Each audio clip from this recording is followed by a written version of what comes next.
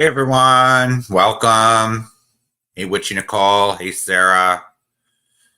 So this week has been kind of up and down. So I'm gonna do a non-drama stream tonight so everyone can just relax. It's I have a feeling everyone's stressed out, so want to welcome everyone. So everyone may have heard or watched the news for the last couple of days, and this really I saw this in my news feed and I said, whoa, a judge got attacked in Vegas. And so we're just going to play this for a few minutes before we have a discussion about this. So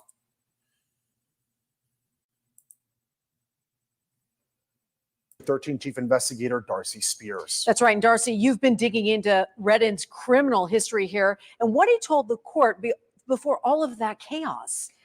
Tricia, it appears that Redden is an example of how the system can fail mentally ill defendants. His attorney explained that Redden has been diagnosed with schizophrenia and bipolar disorder. He'd been through mental health court twice amid a string of violent crimes. For the case today, he was initially charged with assault with a deadly weapon, but pled it down to attempted battery with substantial bodily harm. Mr. Redden, is there anything you want to say on your own behalf before I pronounce sentence? So basically, I would like to tell the courts here, like, based on my criminal history, like, I feel that, like, I shouldn't be, like, sent to prison for a second time. Have you looked at your criminal history? Have you looked at your criminal history? I actually just, I looked at it. I mean, you lived it, I I suppose. just looked at it, yeah. Yeah. And, 3 felonies, a gross, 9 misdemeanors, multiple DVs. Got a lot going on, sir. yeah, I just figured, like, Battery on a protected person, robberies, look at that record. attempt home invasion. Court records show Judge Holthus oversaw one of Redden's previous cases for malicious destruction of property that was in court as recently as October. The two have a calm and matter-of-fact exchange, with Redden telling the judge he's a changed man, even indicating that he understands she must do what she feels is right in deciding whether to send him to prison for a second time. I just figure like I'm in a better place in my mind, my mental health. I have a support system. I just got hired as a teamster for the union, making $20 an hour. And like the reason behind every single domestic violence, I've been dealing with mental health, and I didn't know that I was dealing with mental health. And they put me in mental health court, and I still didn't know that I had a mental health problem until it was August 2022 when I realized I have a problem with this. And like having a dictionary and like understanding myself, getting to know myself a little better, and applying it to my personality, and having an epiphany at that moment, those instances, and just like trying to learn from my mistakes, And when I saw this first part, I didn't believe his act of contrition. I'm sorry, but the way his body language is, and this guy, he's acting like, I'm so sorry, I'm putting my life back together. It seems so condescending, and it's just these judges in courts, they've seen it all, I'm sure. They know when they're being lied to. This is obviously someone who's lying to the court. And as you'll see, the judge isn't buying it. I feel like I shouldn't be sent to prison. but if it's appropriate for you, then you have to do what you have to do. But I figure that, if I'm in a better place in my life, I'm not doing drugs, I'm not out there committing crimes now, and I feel like I should be given a shot because I'm in a better place than I was, and so, but I'm A better place? Apparently not. You're not in a better place. Apparently not. I'm a person who never stops trying to do the right thing, no matter how hard it is. And I just, and I'm trying, and I never give up trying to do the right thing. I know I'm not a rebellious person. I don't want to be standing there. I want you to have to, sit up there and waste your time as well. He says he's done the best he can in light of his mental health issues. His attorney explained that the 30-year-old does not have a high school diploma and planned to pursue that while training for a new job he'd just gotten with the Teamsters, telling the judge Redden will do well on probation and is worth the risk. I appreciate that, but I think it's time that he gets a taste of something else because I just can't with that history. Yes. So the judge here is considering his long criminal history, the crime that he's accused of, or he's pleading guilty to the other day, which was actually threatening someone with a baseball bat. I don't know if he actually assaulted the person with a baseball bat, but the crime that he's pleading to due to a plea bargain agreement is also being taken into account. So the judge here is saying, no, I'm not giving you straight probation. He has a criminal record as longer than a grocery store receipt. And he's asking for probation? Really? You're sitting there asking a judge in district court for probation, straight probation. And your crime was pretty serious as it was. He's lucky he got a plea bargain from the state. And he's shocked that he's not getting probation. In accordance with the laws of the state of Nevada. In the aftermath of the attack, panic ensues as it's clear more help is needed in the courtroom. Radio somebody? Yeah, give me a radio somebody. Oh, shame, baby. Off camera, down on the ground behind the bench, Redden appears to be in the throes of a psychotic break, yelling unintelligibly and loudly clapping. No doubt lots of questions to be answered in the wake of this, including inquiries into the possible failure of the system in dealing with mentally ill repeat offenders and, of course, any shortcomings in courtroom security. Again, the district court says they are reviewing their safety protocols, which I'm sure will include handling Redden very differently when he's back in court tomorrow morning. Live in the studio, Darcy Spears, 13 Investigates.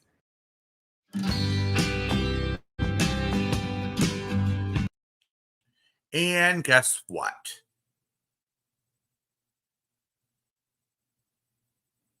He didn't show up for court the next day. He didn't show up for court. He refused to go to court. Hey, oh wow. He refused to go to court to get arraigned on his new charges. He was given special treatment. That is a bench warrant. It's contempt of court, assaulting court staff. You name it. Those are new charges that he gets. Now, that judge, he still has to hear his sentence before that judge was rudely interrupted by an act of violence.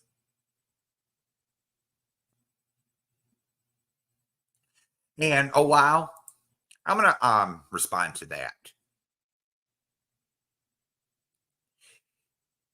Your question about him stopping taking his medication, he did stop taking his medication for his mental health issues. According to his foster parent that was interviewed. And that's kind of on him. Because he was released on bail. They did put him in jail. He is in jail, Maggie May. He is in jail. He attacked the judge. And he refused to go to jail. He told the jail staff, I'm not going to court. And he caused a fuss the next day when they were going to go arraign him for his courtroom outburst.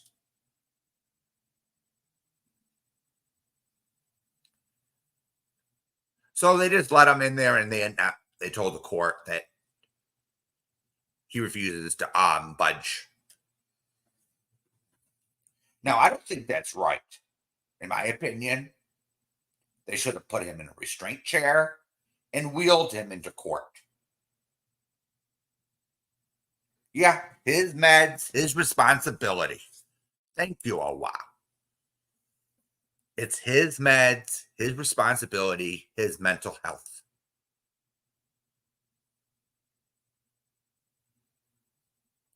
And he sits there and he runs towards the bench, somehow jumps up, gets over the bench, and attacks the judge. Now, there's another video, another view from the court. Now, this question, I was asking myself this question.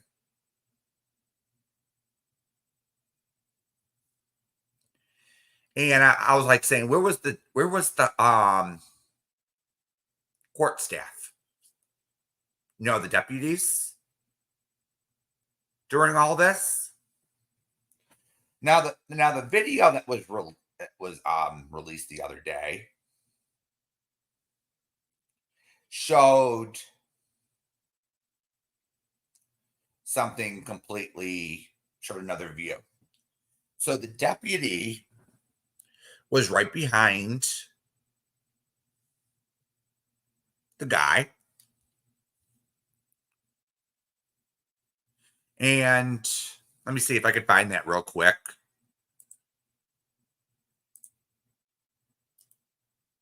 Because I saw that today too. So that'll be easy to find real quick. Just give me a second. It's under my history.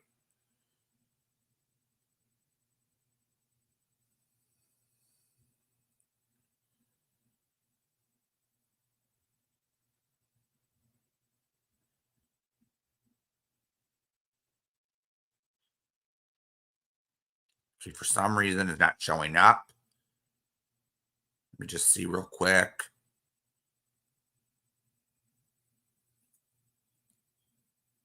Oh, here we go. Here we go.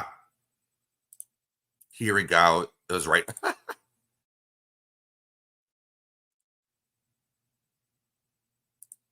Just give me a second. Got an ad here. So we're going to show this video real quick. And I'm going to show you what I mean. Yes, I just found it.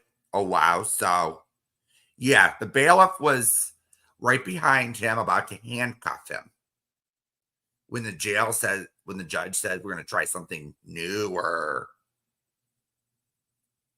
we're going to try something, I'm not giving you probation, practically. So the you're going to see the deputy going to handcuff him.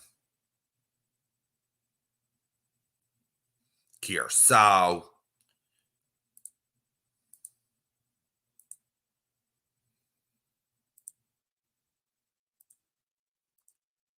just let me, here we go. So let me put this up on the screen and we're going to watch another video. So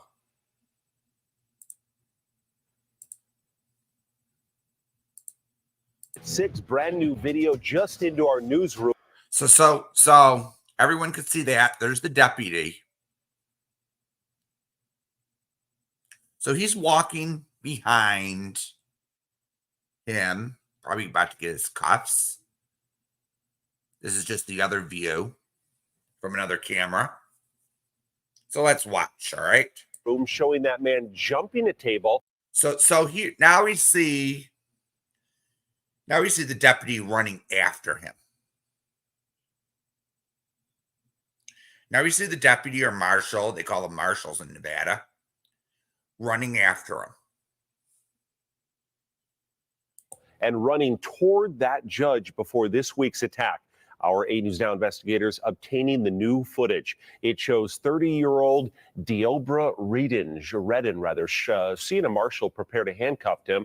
It's that action that appears to set him off, and then he makes a run for it. Unbelievable video. Now, so there you see that deputy. The deputy was actually doing his job. Because I was wondering when I saw the first video, I said, where was the deputy?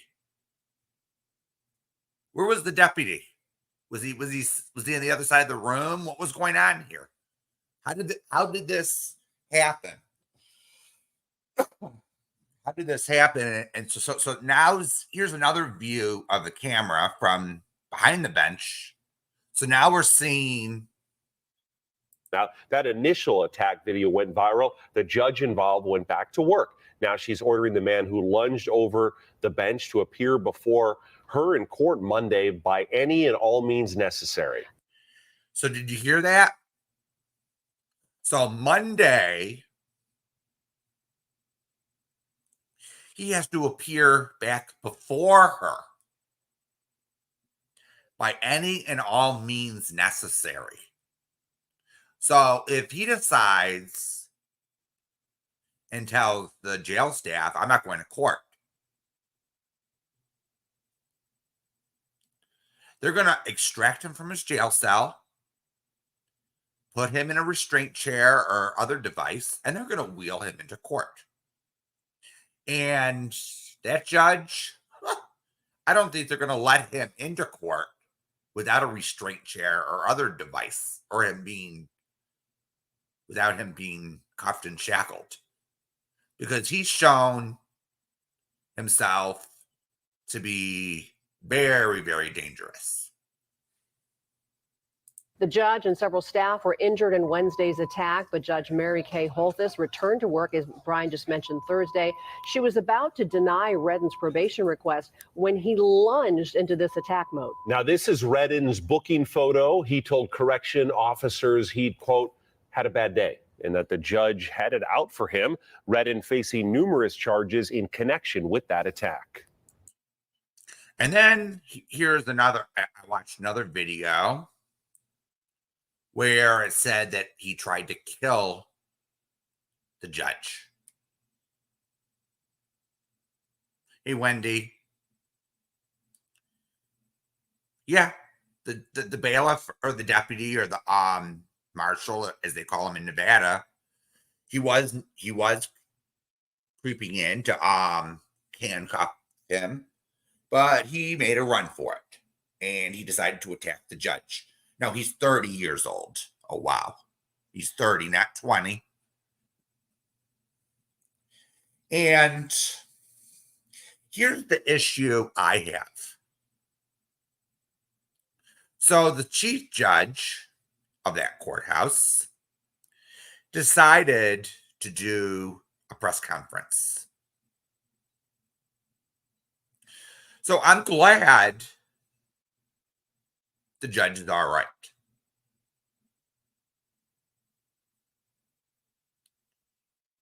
At least we can say that the judge is all right. and she returned to work. That's wonderful news. However, I've learned that they only have one bailiff or deputy or marshal in per courtroom. And I also heard that when that deputy called for backup on his radio, the so-called backup arrived to the wrong courtroom. Now, I don't know if that part is true. Yeah, I'm sure he was tased, Maggie May. An attack like that is just, yeah, it's not a good thing, which Nicole, having a lack of security at a courthouse, especially at a courthouse in a metro area like Las Vegas. Come on here. You should at least have 2 or 3 deputies per courtroom, in my opinion. Because you can have other problems besides what we saw on that videotape. You can have 2 people fighting in the gallery. You could have the defendant attack the prosecutors. You could have a defendant attack their defense attorney. You could have a defendant try to run out of the place. Lots of things can go wrong in a courtroom. And in my opinion, one deputy can't break up a fight.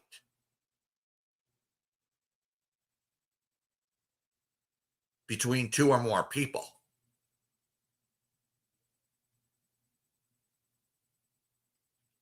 The only thing I think a deputy can do is maybe handcuff one person and escort them to jail, or they can only handle one disorderly person at a time.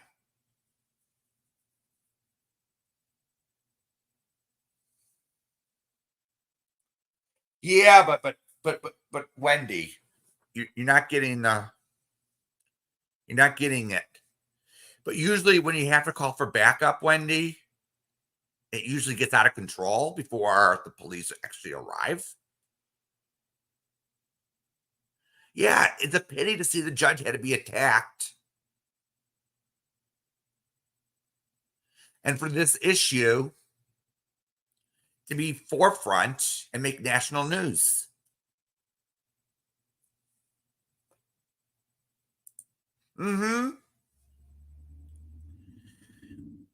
True, Witchy, you have at least 2 bailiffs or deputies in each courtroom. Because if there's a fight between 2 or more people, one bailiff has to take one person, and then the other bailiff has to do the other. And if there's a fight,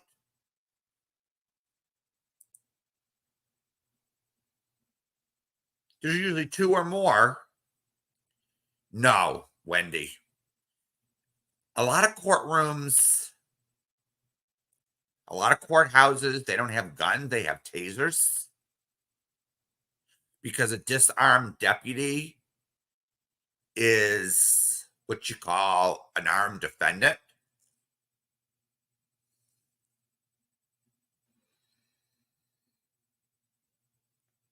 It's the same thing in county jails. They don't arm the guards or the sheriff's deputies in a county jail situation, because if they attack a guard and try to disarm them, then the inmate is armed and can shoot up the place. That used to be the past, when they used to have armed deputies at the courthouse, and they used to have armed corrections officers at the sheriff's office. Yes, Wendy. This is in the 80s or probably early 90s, Wendy. They had the guns, but they took them away because a disarmed deputy with a gun is an armed, dangerous criminal. And that's a true statement. You know how you saw that guy? He's fucking dangerous.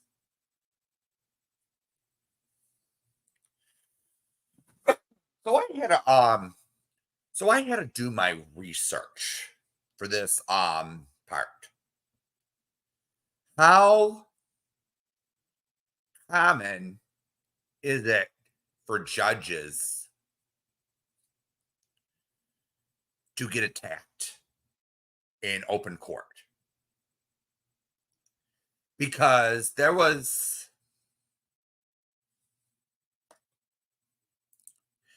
few reporters stated for the record on the newscast, oh, this is so rare that this happens. This is so rare. Oh, it doesn't happen that often. But I remember seeing videos of judges getting attacked. And that's not exactly true. Now, granted, that attack that you saw from the other day, that was over the top. I'll admit that. They're usually, it's rare when a criminal defendant, gets over to the bench like that.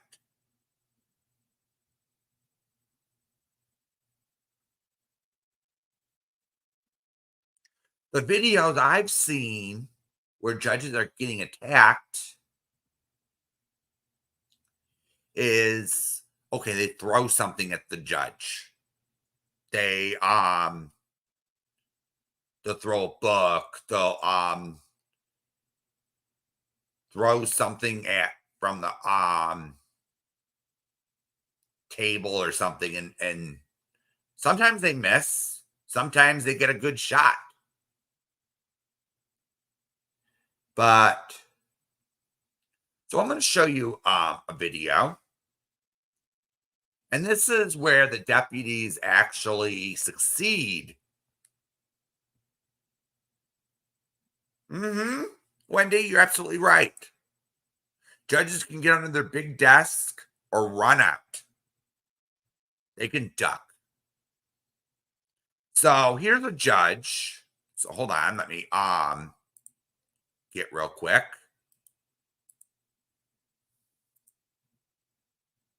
So we're gonna see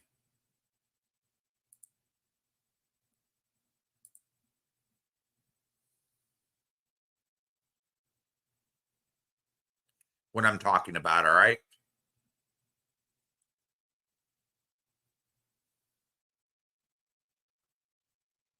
See here, where are you? I watched it yesterday during my research.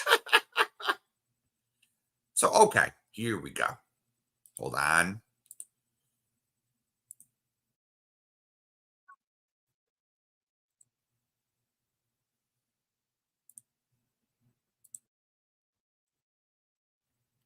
So, all right, I just gotta get it up and we'll be watching a 30-second clip. So, a little bit.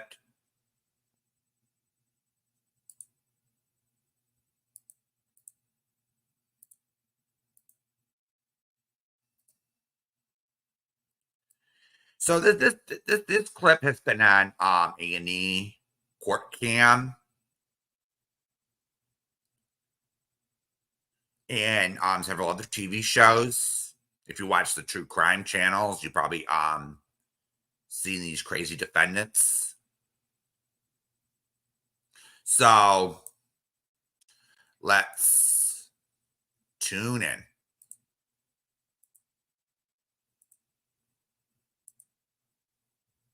So this case is from Kentucky.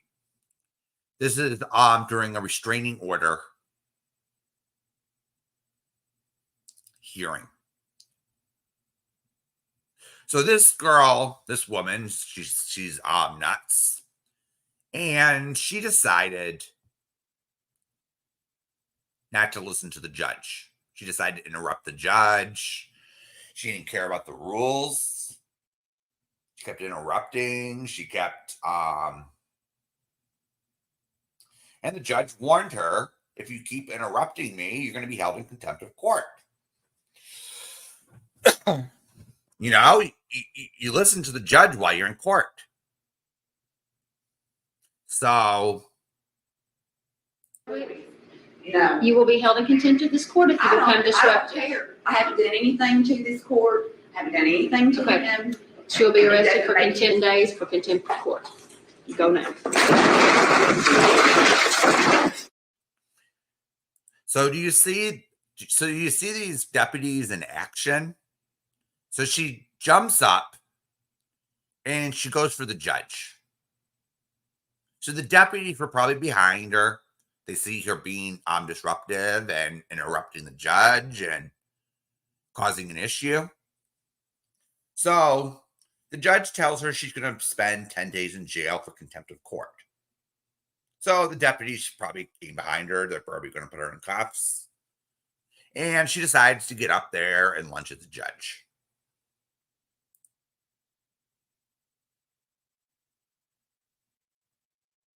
Days for contempt of court. You go now. See that? So that attack on a judge was unsuccessful. You see, you have 3 deputies there during a civil hearing. You see how that works? Now, I've seen videos that they released where a defendant's being let out by deputies, either for mouthing off, and they decide, while they're in handcuffs, they decide to throw something at the judge. That's usually the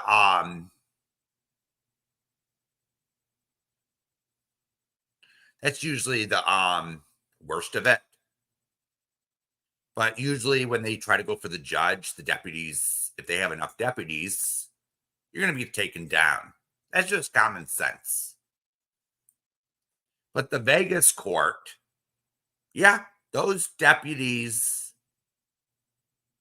That's a good question, Wendy. Why was she so close to the judge in the first place?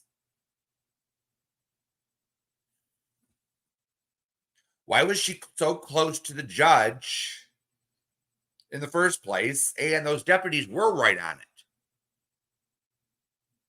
And those officers were ready for any sudden moves. Those officers were trained. Now, you go to other courtrooms in the country,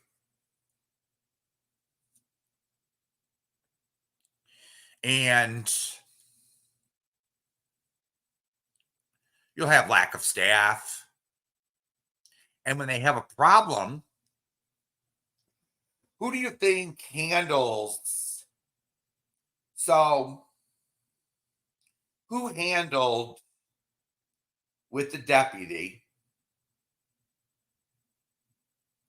restraining that guy that attacked the judge the other day?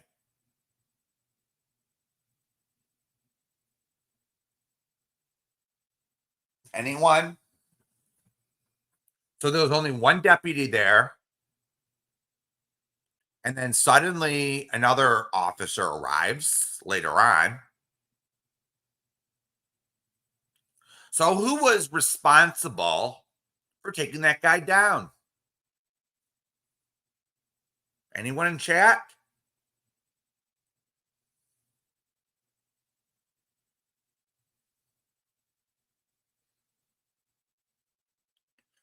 the law clerk.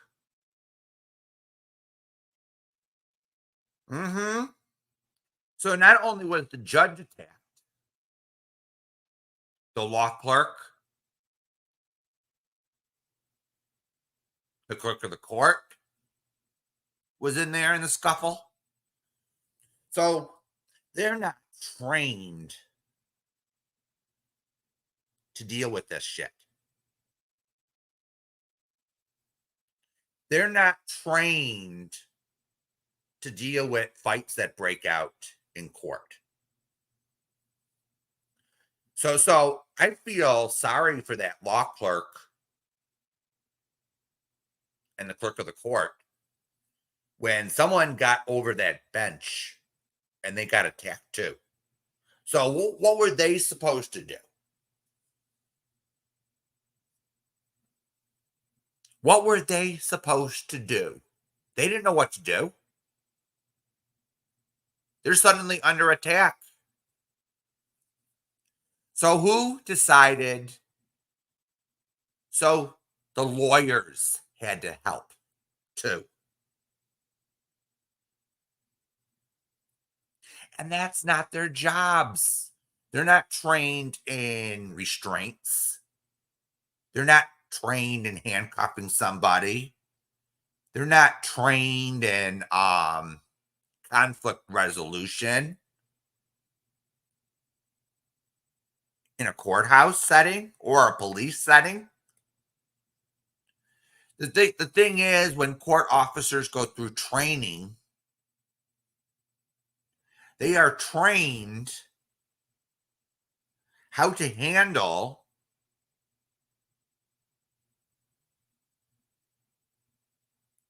a disruptive defendant or a disruptive person of the public.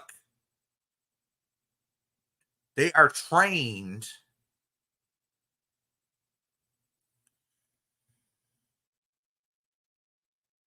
and a lot of these courthouses, witchy, have private tunnels leading from the county jail into the courthouse. And the Vegas courthouse and the Vegas jail, they have a tunnel. They even admitted it on the local newscast. So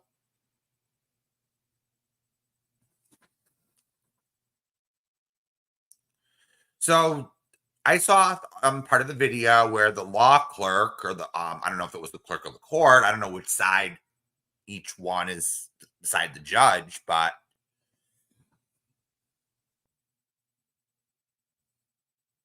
it was like, whoa, they were actually trying to hit the guy. They didn't know what to do.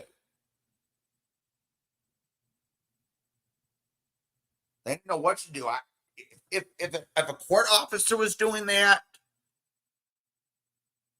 I would have a problem because they're trained to do better. But the court clerks and they're trained at legal matters, and they're not trained for this. I think it's a disgrace, an utter disgrace, what that they put these law clerks and clerks of the court through. Really, at least put 2 deputies per courtroom. I prefer 3 for security.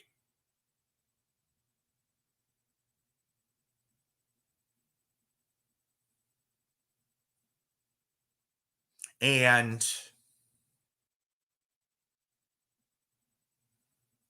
oh, you didn't see the video? I'll put it again, Wendy, all right?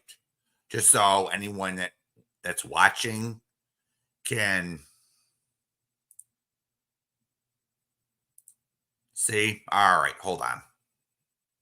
I'll play it one more time before we move on to an old murder case update. So just a second. Let's go back here.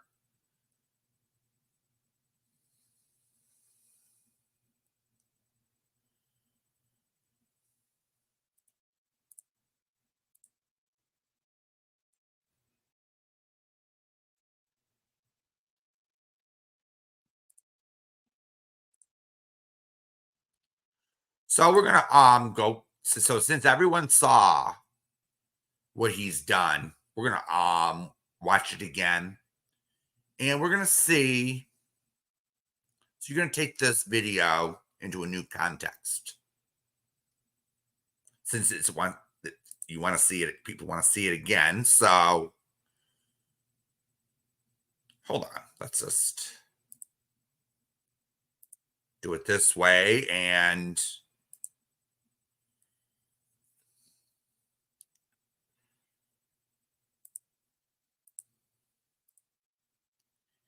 it depends on which jurisdiction, Witchy. You go to, as long as you have like 2 or 3 court officers, you won't have an issue. It's just some states in some areas that they're too cheap to hire enough staff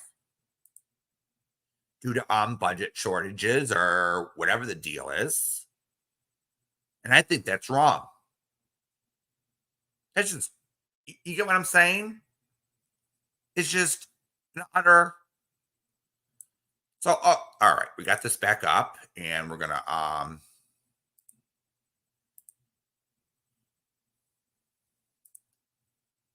with 13 Chief Investigator Darcy Spears. That's right. And Darcy, you've been digging into Redden's criminal history here and what he told the court before all of that chaos. Tricia, it appears that Redden is an example of how the system can fail mentally ill defendants. His attorney explained that Redden has been diagnosed with schizophrenia and bipolar disorder. No He'd been through excuse. mental health court twice amid a string of violent crimes. For the case today, he was initially charged with assault with a deadly weapon, but pled it down to attempted battery with substantial bodily harm. Mr. Redden, is there anything you want to say on your own behalf before I pronounce sentence? So basically, I would like to tell the courts, everyone here, like, based on my criminal history, like, I feel that, like, I shouldn't be, like, sent to prison for a second time. Have you Really? You shouldn't be sent to prison for a second time because you hit someone with a baseball bat, or you threatened to hit someone with a baseball bat? You don't think that's serious enough for jail time? looked at your criminal history? Have you looked at your criminal history? I actually just, I looked at it. I mean, you lived it, I I suppose. just looked at it, yeah. Yeah. And, you know, 3 felonies, a gross, 9 misdemeanors, multiple DVs. Got a lot going on, sir. yeah, I just figured like, Battery on a protected person, robberies. So you see there on the right-hand side, that's probably the law clerk or the clerk of the court. What they do is they enter verdicts or sentencing in the computer. And sometimes they help write judges' opinions.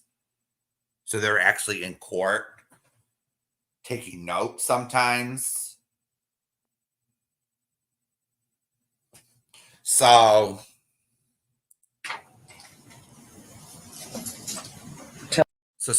everyone can see now, there's the deputy, the courtroom's only deputy. So he's standing right next to defense counsel, listening to the judge, what the judge is going to do today or the other day. Home invasion. Court records show Judge Holthus oversaw one of Redden's previous cases for malicious destruction of property that was in court as recently as October. The two have a calm and matter-of-fact exchange, with Redden telling the judge he's a changed man, even indicating that he understands she must do what she feels is right in deciding whether to send him to prison for a second time. I just figured like, I'm in a better place in my mind, my mental health, I have a support system. I just got hired as a teamster for, the union, making $3 an hour. Okay, so who believes that he has a job and is making $20 an hour?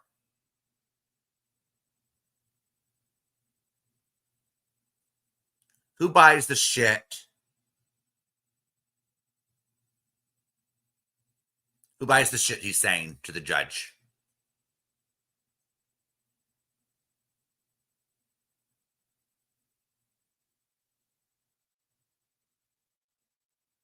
he says he's a changed man, but he goes over when he doesn't get what he wants, he decides to attack the judge. So that's not changed, is it? So he attacks someone with a baseball bat, and what does he do when he doesn't get his way? He attacks the judge. I'm sorry, but that's not changed, is it?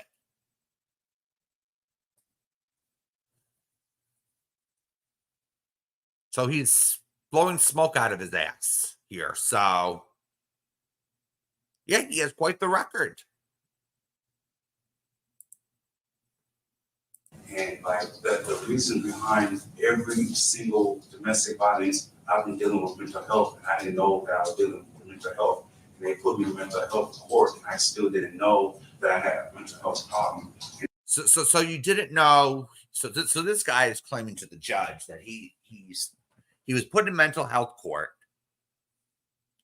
and he still didn't get that he had a mental health problem.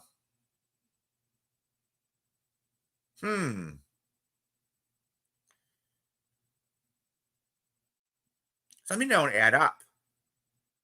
So if I'm the judge listening to this load of baloney, I'm not gonna buy it.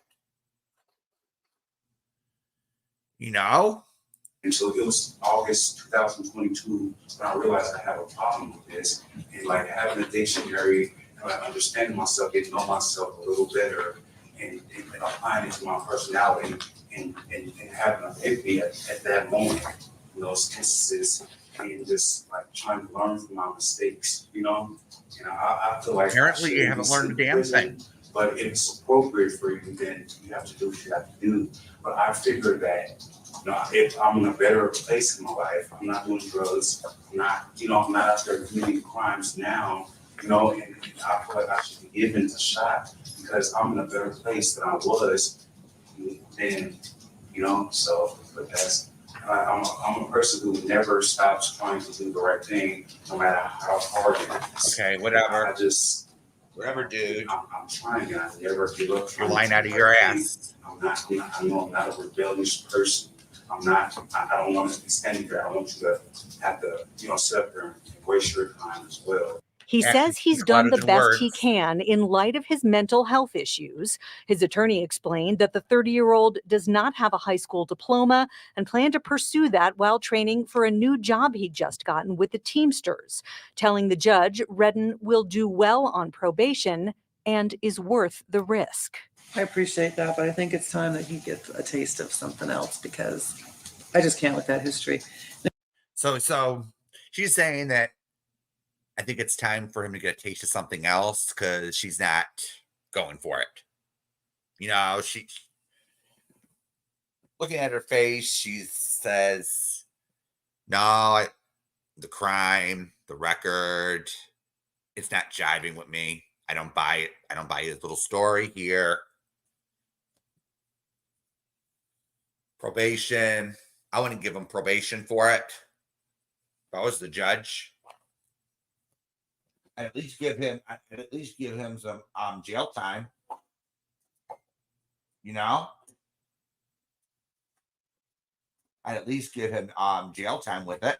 If I was to give this guy probation.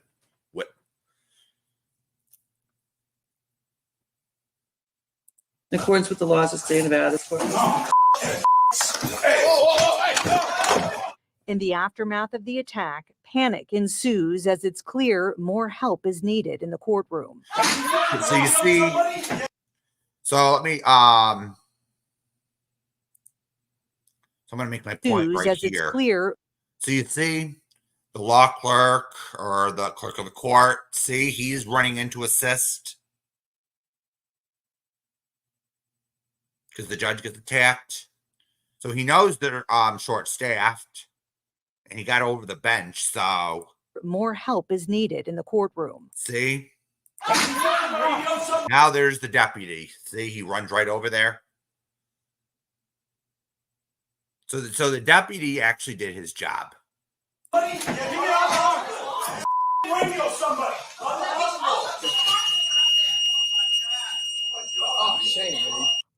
So that might be a sign of a taser. I don't know what they sound like, but Off camera, down on the ground behind the bench, Redden appears to be in the throes of a psychotic break, yelling unintelligibly and loudly clapping.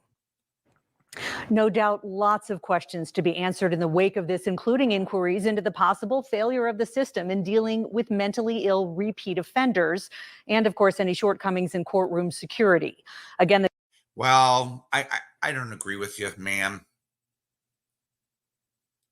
Well, I could agree with you on the courtroom security thing. There needs to be needs to be taken a look at. But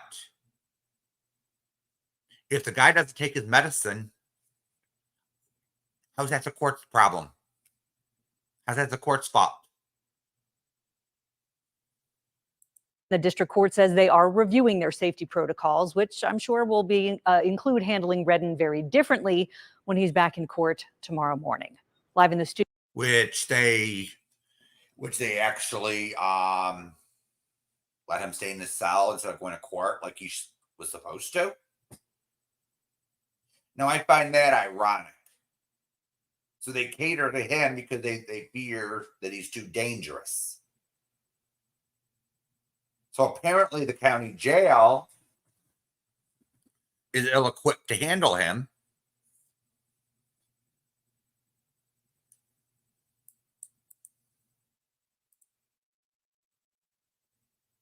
Yeah, the judge was not okay, witchy. I didn't know if it was I don't know if that was taser or what that alarm was. But that would make sense. That would make absolute sense. An alarm was put off, which I think that alarm should have been switched off earlier. You know, we have an emergency here. You know, this is no joke.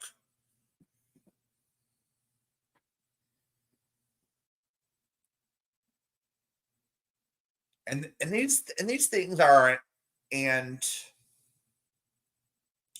let me just say this. All right.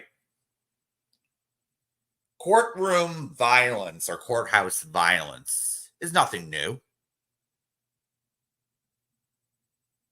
It's nothing new.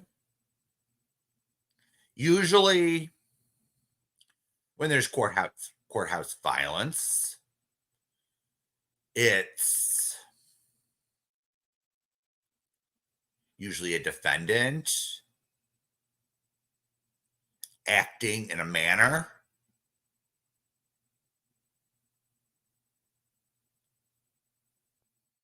getting violent in some manner. Deputies get attacked. I agree with you.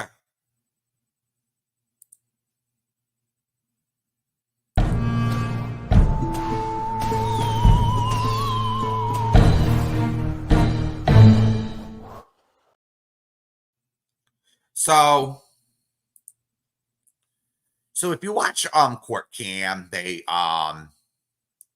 get outrageous courtroom moments. And a lot of these people, these crazy people, they are caught on camera in contempt of court. Or they do something outside the courtroom, actually in the courthouse, that is criminal. Now I see there's one video where during a family court hearing where this one Karen decides to hit the other party and his attorney during the custody hearing.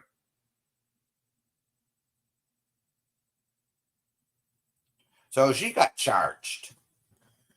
So these are the usual. You got the usual and then another defendant one time got charged for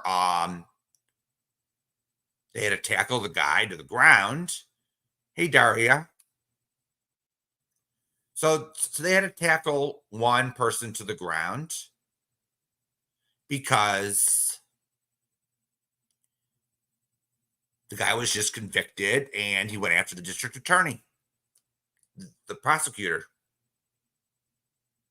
That was on court cam. So in these cases, in a lot of these courtrooms across the country, they actually have the staff. They have 2 or more deputies in a courtroom to actually make these incidents short-lived. These outbursts by criminals that just get convicted. And then you'll see the videos online where the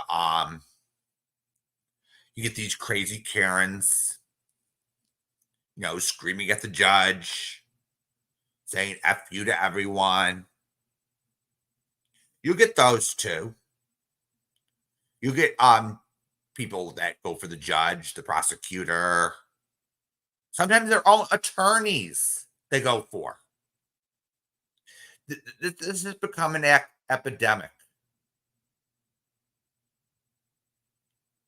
Criminals that attack their attorneys, prosecutors, the court staff, and then some of these bolden idiots go for judges. So since it's an academic, a disease as they call it, the courts are taking a stand. So if you get violent in many of these courtrooms,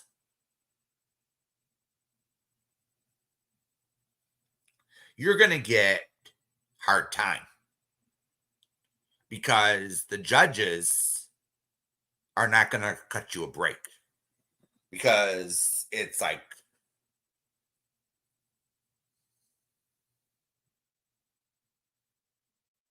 duh.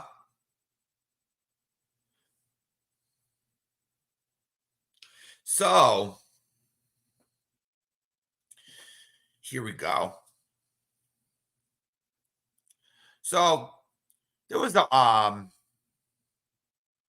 they take a stand. That these judges aren't going to be putting up with violence inside the courthouse. And I don't think they should. Because the good majority of people that walk into a courtroom at least have courtroom etiquette. Yes, Your Honor. No, Your Honor. Or at least have some common respect. Because they know they're not going to win in a court. It's intelligence levels that drop when they get to the violence. Or they go attack someone or another party just because they don't agree with them. One guy got 6 years. Yeah. One guy got 6 years for his courtroom outbursts. And the ironic part is the case in which he was in court for in the first place got dismissed. So if the guy actually behaved himself, he would have been a free bird, a free birdie. So I was looking into an old murder case since there are some updates to it. This murder took place in 1991 and it caused national headlines.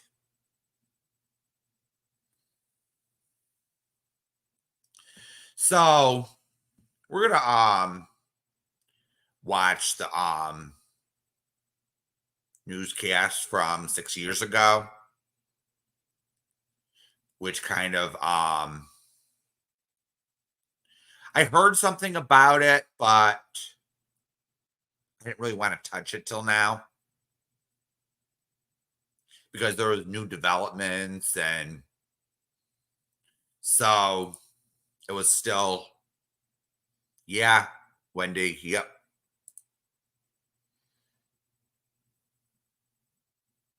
He's done for. This guy is done for. This guy is done for. He's toast. So we're gonna explore an issue in the criminal justice system.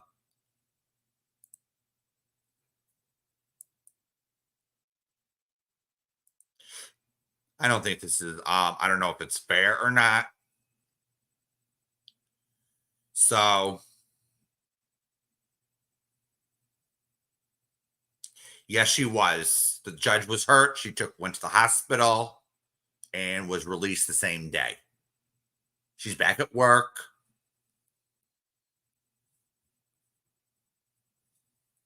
So at least that's some good news.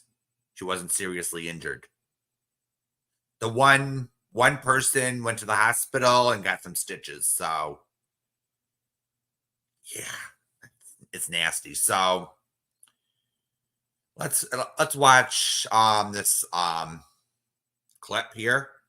Some more on that. In Lancaster County, a resentencing hearing ended for convicted murderer Tabitha Buck. Buck was 17 when she was sentenced to life in prison for the 1991 murder of Laurie Show. News 8's Ann Shannon is live at the courthouse.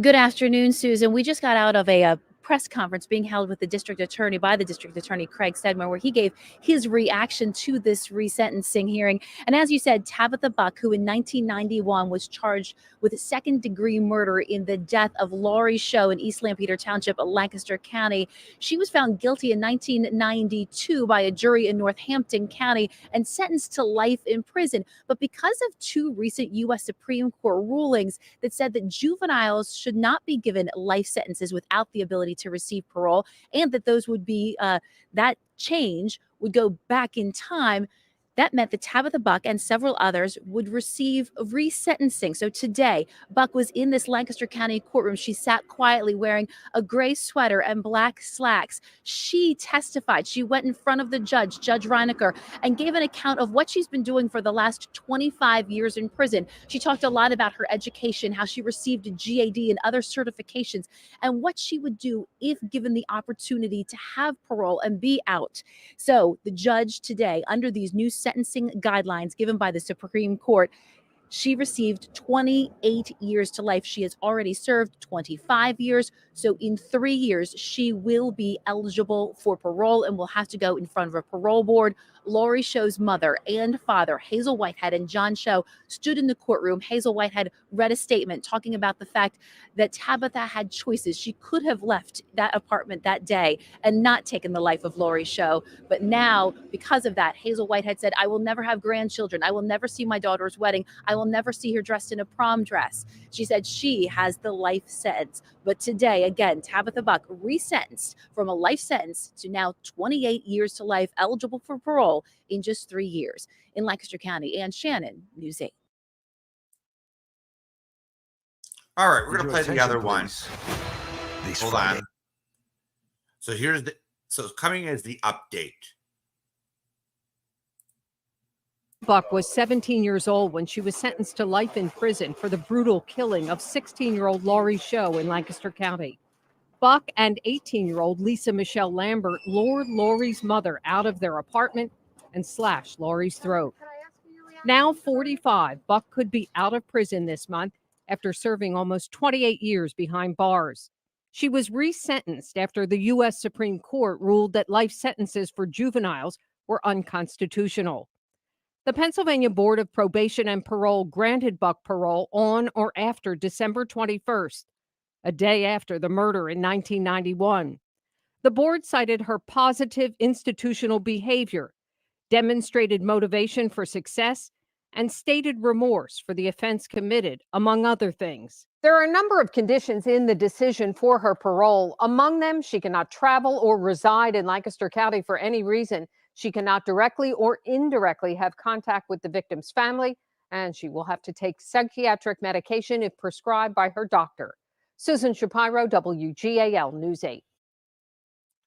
So this case, hey Splash and Fall. So this case it made national headlines in 1991. So this was a love triangle gone wrong. So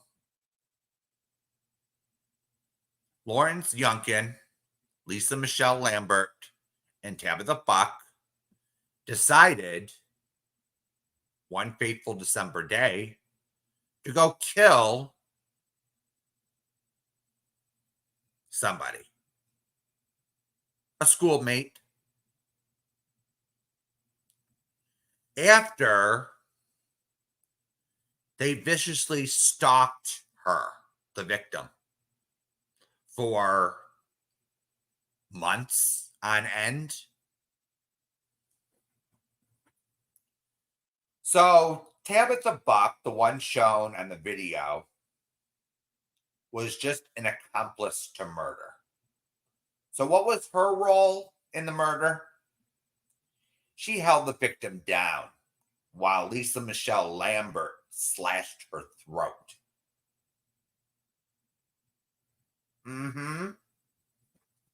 So Tabitha Buck got paroled.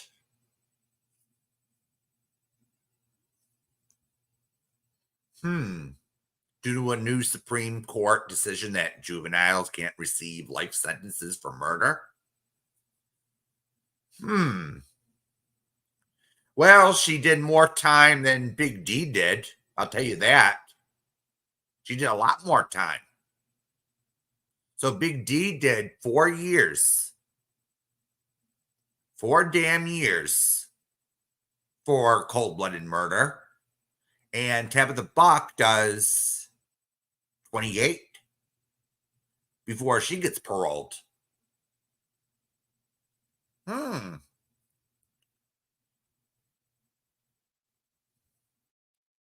Well, yeah, Wendy.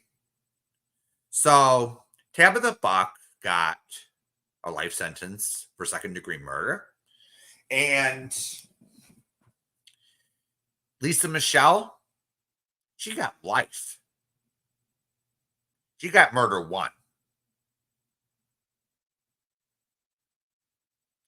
And the state suck the death penalty against her. Back in 92.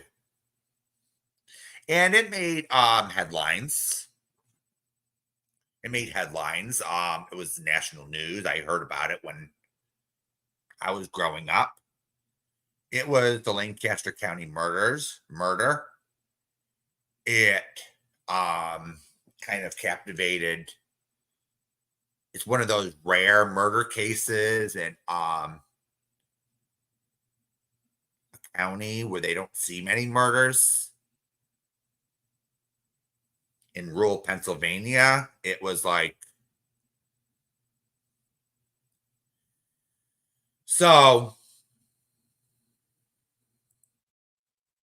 Lawrence Butch Yunkin, he's a scumbag. So allegedly, this couldn't be proven in court because guess what?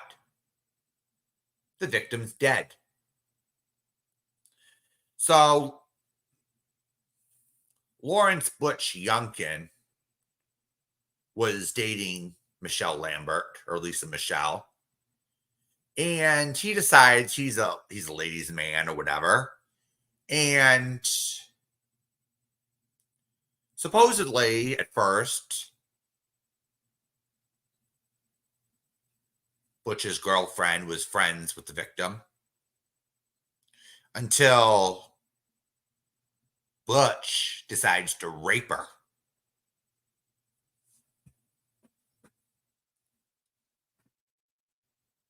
Yeah. So the motive for this crime was to cover up a rape. We don't know if it was date rape or what the situation was, but the girlfriend didn't buy the rape story. Let's just put it that way. She loved her boyfriend. So what did she decide to do? She decided to pick up the phone and start making harassing phone calls. She got people at school to harass Lori Show. And when that didn't, so when Lori Show's mother decided to change their phone number, she couldn't harass her house by phone anymore. So what did she do? She decided, well, let's go follow her around to the mall where she worked. Let's vandalize some property. So Lisa Michelle Lambert had a warrant out for her arrest for her stalking behavior, her criminal behavior. I think it was vandalism related. So she had a warrant out, but the police couldn't find her. No one would turn the bitch in.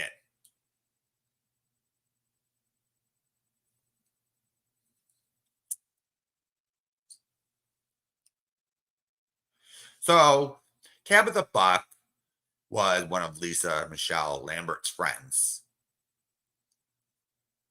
So Butch Youngkin, whatever you want to call his skanky ass, told a coworker, "Hey Linda," told a coworker, I may not be around tomorrow. I'm going to jail for murder."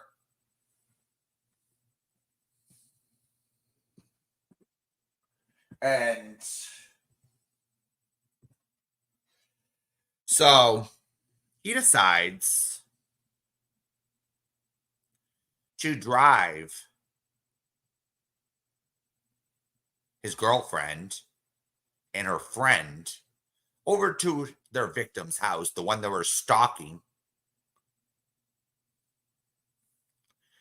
and went over to the corner.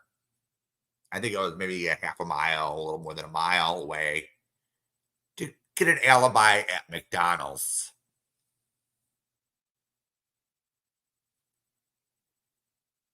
So witnesses placed the scuzz bucket over at McDonald's. They came forward. Well, the mother of the victim saw him in the neighborhood. So the premeditation of that case was proven. They made a call to the house to lure the mother out, pretending to be the school's guidance counselor, pretending to be the guidance counselor and saying they want to have a meeting with the mother. But when she showed up at the school, there was no appointment. So the mother gets home and finds her daughter stabbed. The throat wound 5 inches deep. And the only words that she can get out were, "It was Michelle." which would be, she would have been the first suspect on the list. Anyway, since he had a warrant out for her arrest for stalking and harassment and vandalism. So anyway, she would have been named by the mother as the one who would want to hurt her daughter. So the police bring all three of them to the station, and they all tell different stories. And Michelle Lambert, her story changed like so many times. It wasn't even funny. So Butch actually decides to turn both of them in, decides to save his own ass. So he leads the police to the murder weapons and the bloody clothing.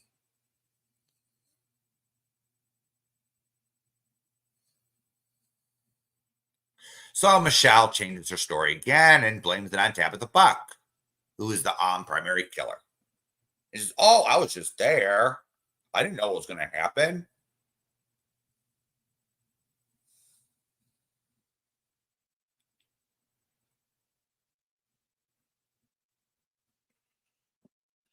I didn't know that was going to happen. You know, it was,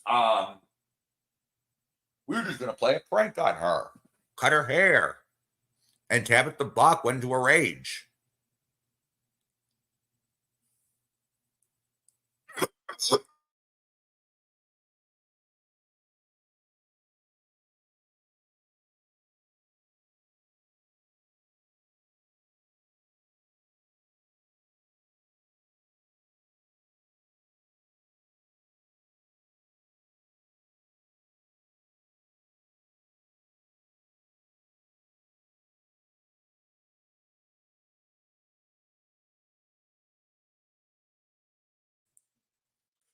So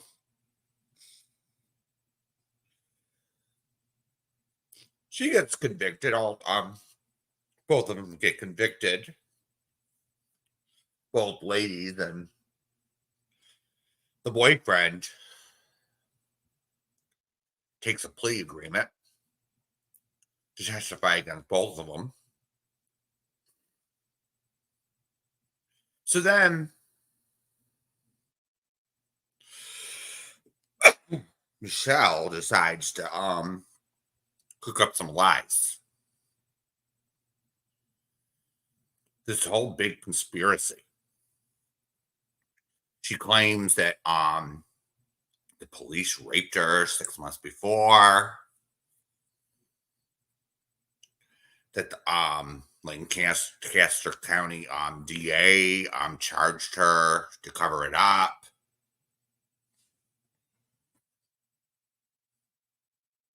When the state actually had enough evidence to convict all three of them of murder. So during the trial, Butch lied on the witness stand. No big surprise there. I think in my opinion, he set the whole thing up. But in prosecution's mind, they couldn't place him at the crime scene, so they cut him a deal. So he got 10 to 20 for his role. I think he should have got more, but it is what it is. But he was actually the smart one.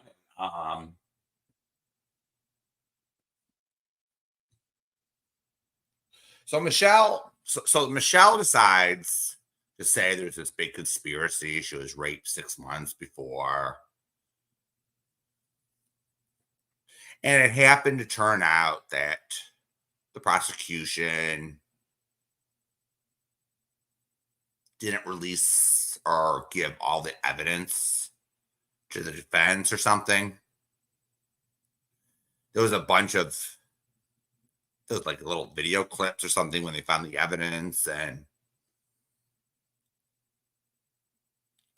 if you really think about it in a way, the evidence that they withheld wouldn't have made a difference.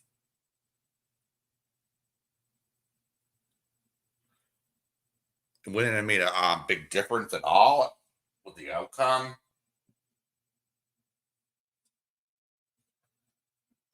But then she petitions this federal judge, and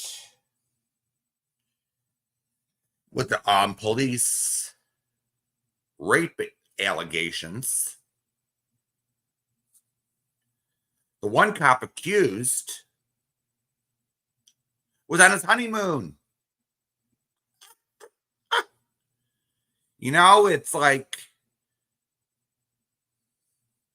he was on his honeymoon, provided receipts along with his marriage certificate. So it was like he couldn't be at two places at once.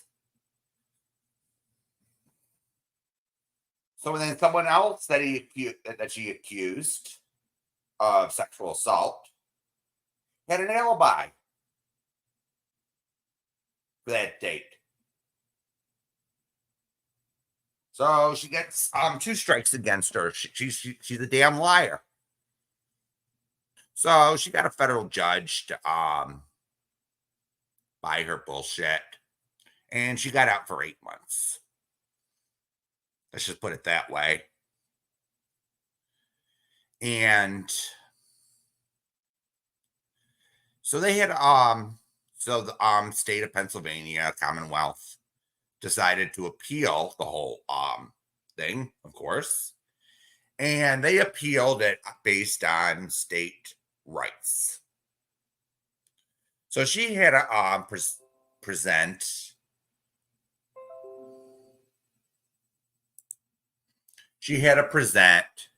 the so-called evidence in state court first. So it went up to the 3rd Federal Circuit of Appeals, and this federal judge that ruled to release her was biased. She was looking for a reason to release her, when a lot of these issues were actually litigated at her trial.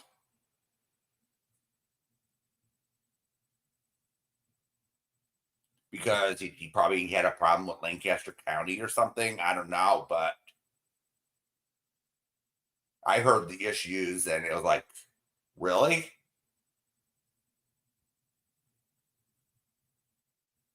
It doesn't take away from the fact that you committed murder. She wants to sit there and say, well, I was set up.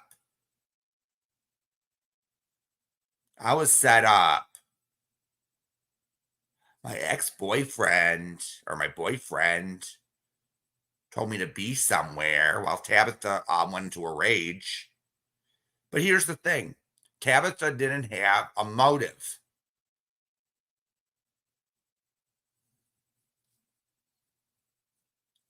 Michelle had a motive, and so did her boyfriend. They wanted to shut a witness up. They didn't want Michelle didn't want her boyfriend to go on trial for rape. Michelle didn't want to go on trial for stalking and harassment. So I'm sure Lisa Michelle Lambert, flew into a rage herself. So when it went back to state court, guess who decided to testify? Miss Tabitha Buck.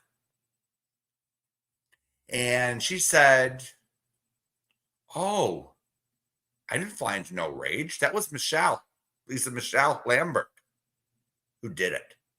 I just held her down and I was an accomplice to murder. I helped dispose of the murder weapons,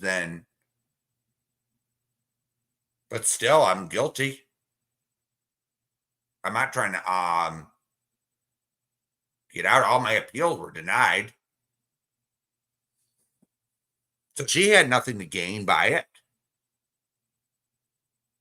She was probably sick of getting trashed by a no good bitch who was trying to lie to get herself out.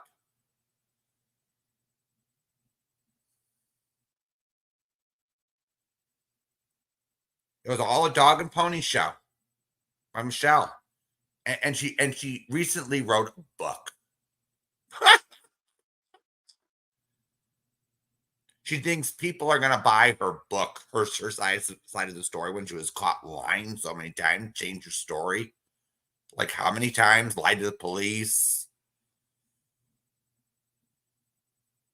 And then wrote this 29 question thing, trying to get herself out of trouble. Now, I believe Lawrence, or whatever his name, Butch, probably had an equal role in it, but along with his girlfriend. But however, that doesn't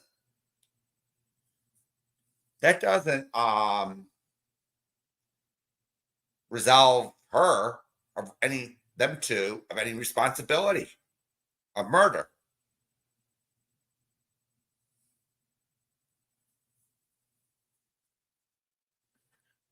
So the federal judge that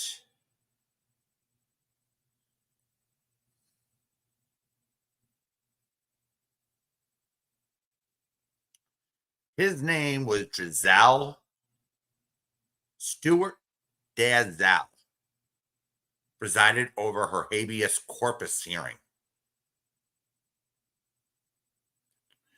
So her story in that hearing was she was framed by Lancaster police officers to keep her from coming forward with charges that they gang raped her, which was pretty much debunked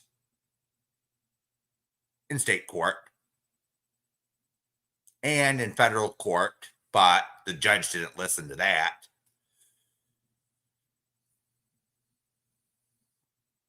She lied about the clothes she was wearing that day.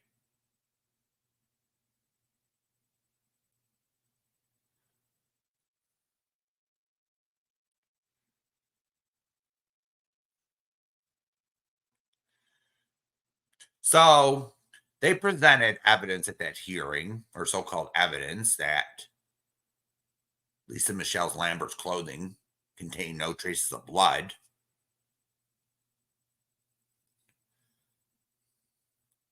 And then they entered that 29 questions where apparently her boyfriend admits that Tabitha Buck did it, which was so I looked at that today and I was like, that's so reaching. That's so out there.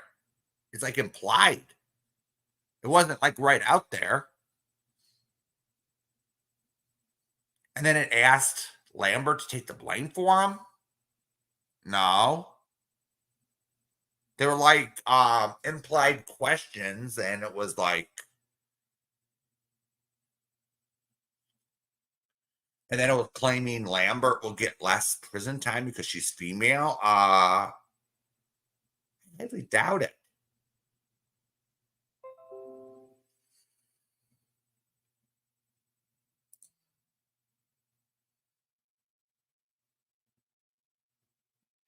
So the judge in the habeas corpus hearing cited prosecutorial misconduct.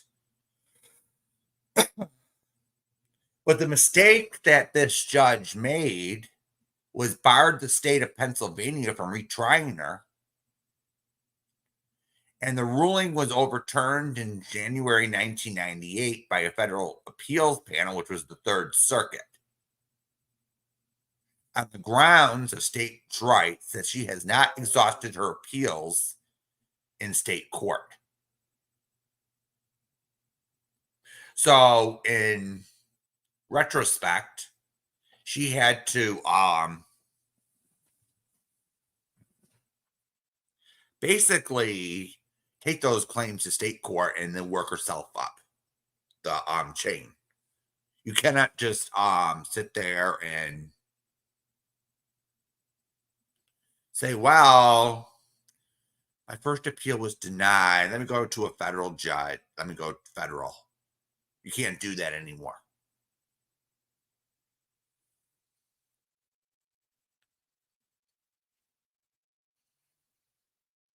So her trial judge was the one who heard the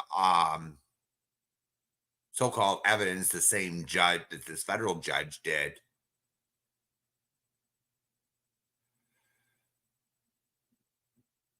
And came to a different conclusion with a 300-page ruling.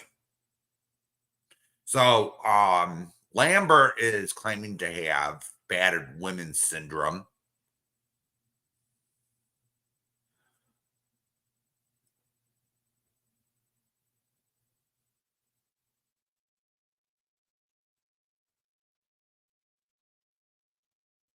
So I think, here's what I think. I think Lisa Michelle Lambert is a skilled manipulator.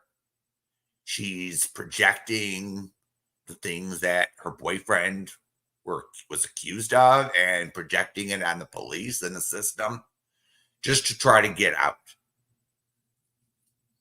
and not to take responsibility for her own actions. And I'm beginning to think that she's a complete narcissist and possibly a sociopath, because the way the event that occurred that led up to the murder is like,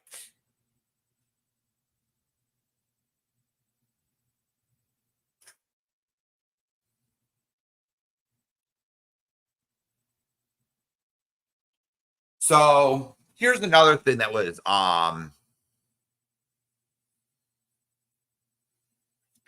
so a relative of Youngkin provided a poem written by Lambert in jail that described the murder. Interesting. How would Lambert? So she writes a poem like she's bragging about it.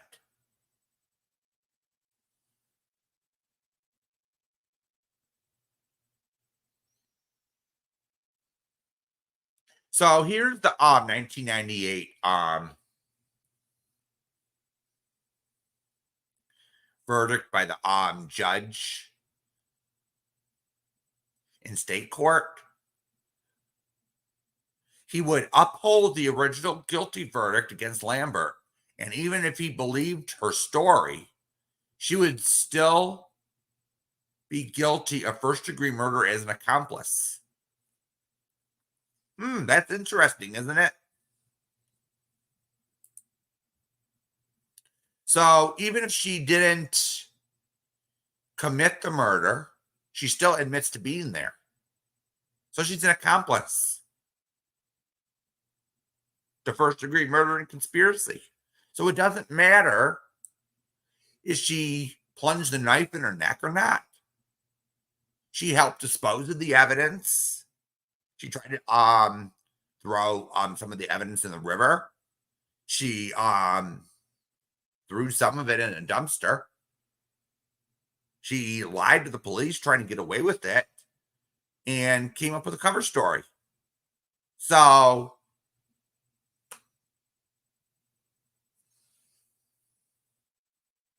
hey,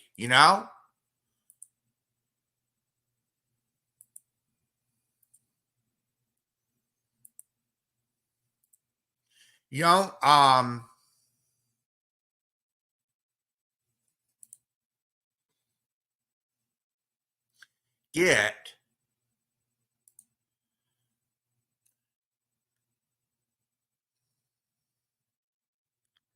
So another federal judge, Anita Brody, upheld this verdict. And the U.S. Supreme Court refuses to hear her case. So she's in jail for life. So apparently, this girl is a piece of work. She accuses many people of rape. Unfortunately, the cops weren't the first time. She accused a prison guard in Pennsylvania. Then she got transferred to a New Jersey facility. Something happened in New Jersey, and then she gets transferred to a Massachusetts system. So she has a history of lying and trying to manipulate the system. And the state of Pennsylvania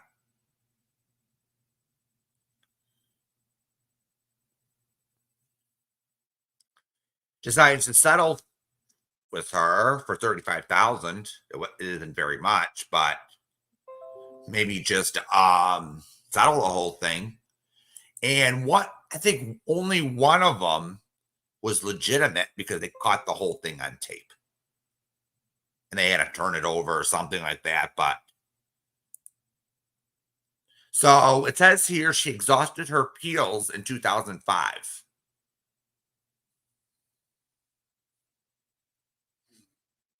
So the mother of the victim, Hazel Show, decided to campaign for stronger anti-stalking laws in Pennsylvania.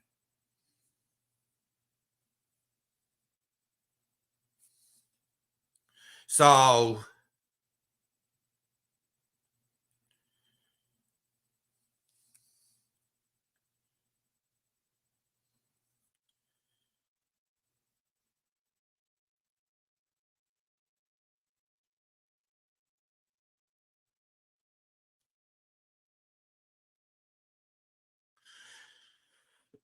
so they actually made a movie out of this whole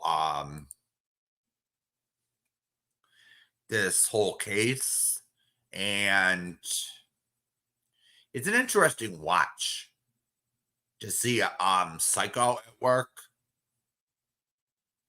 But we got these people. So there's interesting parallels to what we see in this community as a whole. We see females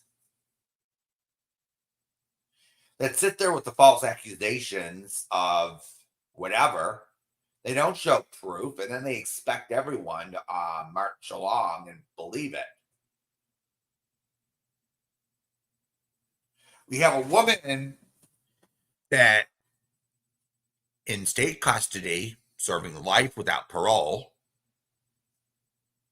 who's a master at saying someone did something to her, which 98% of the time is bogus. She blows smoke out of her ass, trying to get special treatment and an attempt to get out of prison. This girl hasn't learned. She thinks that, oh, you make a claim, you make enough claims that you've been abused, the state will make a deal and cut your sentence short. Maybe this will show people that you can try that, but it's not going to reduce your sentence when you commit these crimes. We see people in this community go around stalking people, harassing people for no reason. And just like in this murder case, the police did little to nothing at first until there was an actual crime that was prosecutable. And that's just sad. They didn't take the victim seriously at first.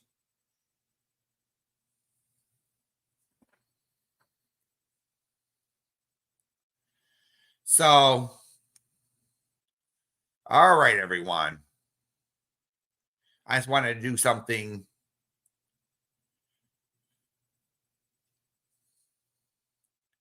non-drama for a change, and I want to thank everyone for coming, and good night. See you next time.